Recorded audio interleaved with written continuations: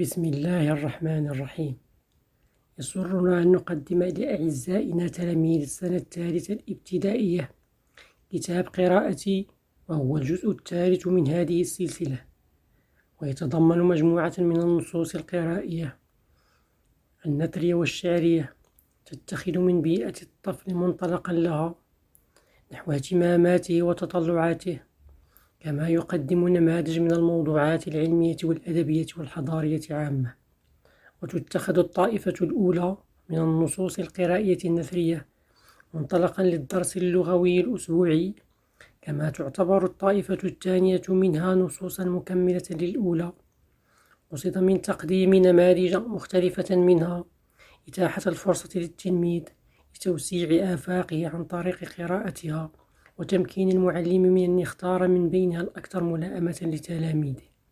وقد حرصنا على أن يكون هذا الكتاب صديقا يعتز به التلميذ ويحبب إليه القراءة والبحث، ولذلك اعتمدت في إخراجه طريقة جديدة أريد بها إكسابه حلة فنية، سواء من حيث الرسم وما يتعلق بها من إنجاز وعرض، أو من حيث النصوص وما يتعلق بها من كيفية التقديم ونوعية الحرف المستعمل في طباعتها.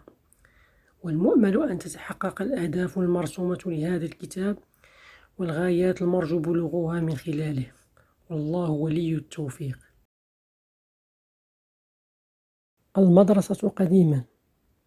حدثني جدي مرة عن المدرسة التي تعلم فيها صغيرا، فقال: كانت مدرستي في بناء بسيط مؤلف من حجرة واحدة واسعة، وكان فيها 15 مقعدا يقعد عليها 60 تلميذا، وكان يجلس على كل مقعد 4 منا، وكنا متلاصقين يكثر بيننا التدافع والتلاكم. ليس على جدران الحجرة مناظر ولا صور، وإنما عليها خرائط قديمة ممزقة، وسبورة سوداء مسمرة قرب الباب قد تغير لونها وتهرأ خشبها. يدرس فيها معلم واحد يقوم بدور المدير والمعلم، ويقعد على كرسي دون أن يستند إلى منضدة أمامه. ومع ذلك فإن التلاميذ كانوا مجتهدين يقومون بواجباتهم وينجحون في الامتحانات. أفهم، أشرح، تهرأ خشبها، بلي الباب حتى تهرأ خشبه. أجيب: كم عدد أقسام المدرسة؟ بماذا زينت حجرة الدرس؟ أين سمرت السبورة؟ أفكر: لماذا كان يكثر التدافع بين الأطفال؟ ما الفرق بين مدرستك وهذه المدرسة؟ أتدرب. اقرأ الفقرة التالية هكذا: يدرس فيها معلمان نقط أمامهما، يدرس فيها معلمون نقط أمامهم. أركب جملتين مثل: ليس على جدران الحجرة مناظر ولا صور، وإنما عليها خرائط قديمة. ليس في ساحة نقط ولا نقط، وإنما فيها نقط. ليس بشاطئ نقط ولا نقط، وإنما به نقط. أبحث، أسجل ملاحظاتي عن مدرستي ومرافقها.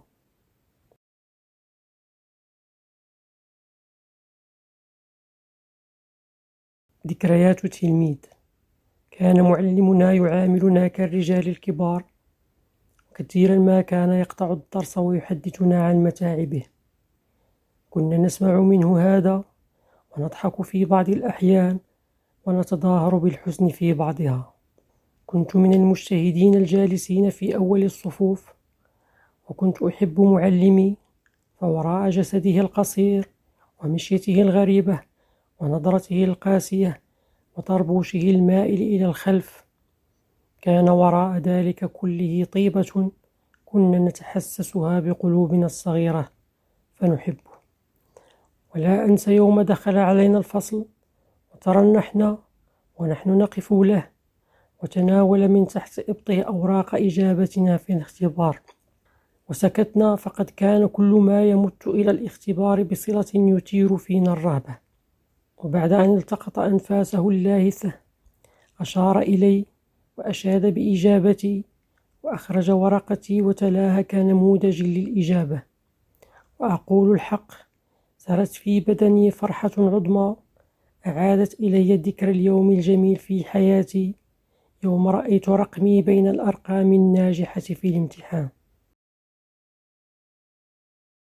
أفهم، أشرح، يمت إلى الاختبار بصلة. كان كل ما يتصل بالاختبار يثير فينا الخوف. أشاد بإجابتي، أشاد المعلم بالمجتهدين. أجيب: كيف كان المعلم يعامل تلاميذه؟ ما هو اليوم الذي تذكره الطفل؟ أفكر: لماذا ترنح الأطفال حين دخل المعلم؟ لماذا يخاف بعض التلاميذ الاختبار؟ أتدرب، أحول من المعلم إلى المعلمة، أقرأ النص، أنا أتحدث عن المعلمة وأحول ما يمكن تحويله، أعبر، أتحدث عن ذكرياتي مع معلمي أو معلمتي مبتدئا هكذا: لا أنسى يوم نقط. أبحث، أطلب من أحد إخوتي الكبار أن يحكي لي عن ذكرياته المدرسية، وأكتب عن ذلك في بضعة أسطر.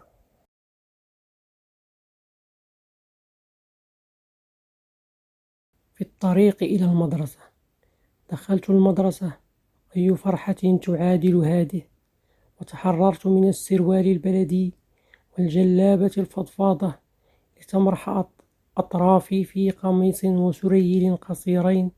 أي طفل أصبحت! أجلس على مقعد خشبي بدل حصير قديم في الكتاب، وأمامي معلم أنيق وصبورة. دنيا جديدة تكتسحني. ما أجمل الصباح. وانطلقت أردد في طريقي: بني الإسلام على 5: شهادة أن لا إله إلا الله، البرد لا يهم، والسعال الخفيف لا يؤلمني، وإنما يضايقني عندما أقاطع به حديث المعلم في الفصل. كل ذلك محتمل وعجيب. هذا الكتاب على بعد خطوات مني. صوت الفقيه لا يزال قويا كعهدي به، والأطفال يلغطون حوله كالعادة، ولا تزال العصا الطويلة في يده، يرمي بها البعيد ويجذب أذن القريب بأصابعه. كيف ينبغي أن أتجاوز الكتاب؟ بقفزة أم بخطوات رزينة؟ حينما كنت ملازما للكتاب، لم تكن العصا تستمر عند الفقيه أكثر من يوم أو نصفه. كنت نسرقها باستمرار. الفقيه لا ينظر إلى الشارع، لن يراني، لا زلت أخاف نظرته، ولكن لا سلطة له علي الآن.